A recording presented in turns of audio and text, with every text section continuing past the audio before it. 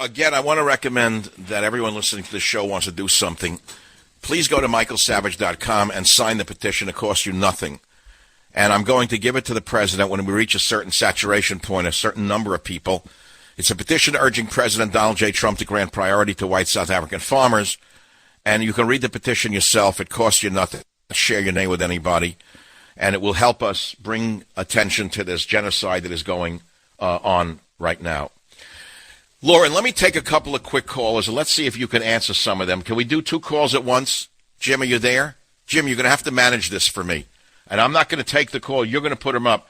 Jonathan on WABC, you're online with Michael Savage and Lauren Southern. Please make your point succinctly without hanging up on Lauren Southern, Jim. Whites are doing very well in South Africa. They own 97% of the arable land.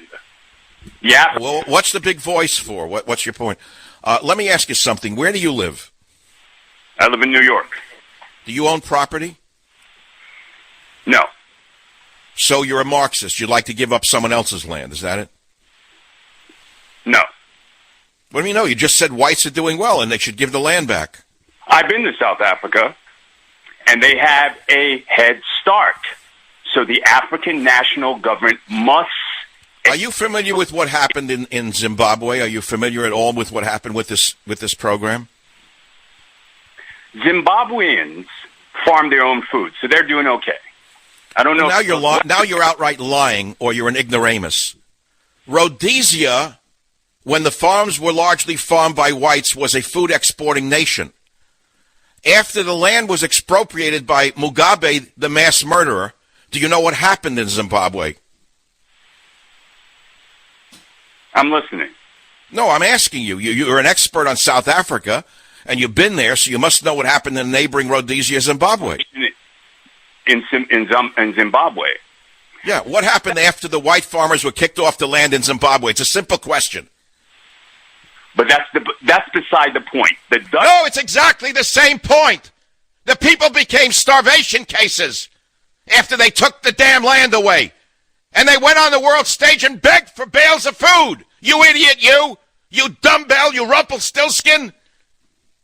You do-gooder moron walking around with pomposity and stupidity in the same moment. This is America to a T. Big voice, knows what he's talking about, and didn't know the first thing about what happened in Zimbabwe. Very same thing is going to happen in South Africa. Lauren, are you still with us? I'm still here. Did you hear that idiot who just called from New York? He knew nothing about what happened in Zimbabwe? And it's a damn shame. That's the reason South Africa is happening right now. The crisis there is because people don't know their history. They repeat it.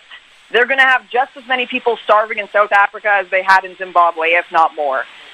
So after the local folks were given the land in Zimbabwe, they couldn't farm the land or wouldn't farm the land. They became unproductive farms, and they were no longer a food exporting nation. They became a food importing nation. That's exactly what's going to happen in South Africa. Within 10 years, they'll be begging for food. If that long. If that long. I'll be back with Lauren Southern and take your calls right here on the Savage Nation. Be here or be nowhere.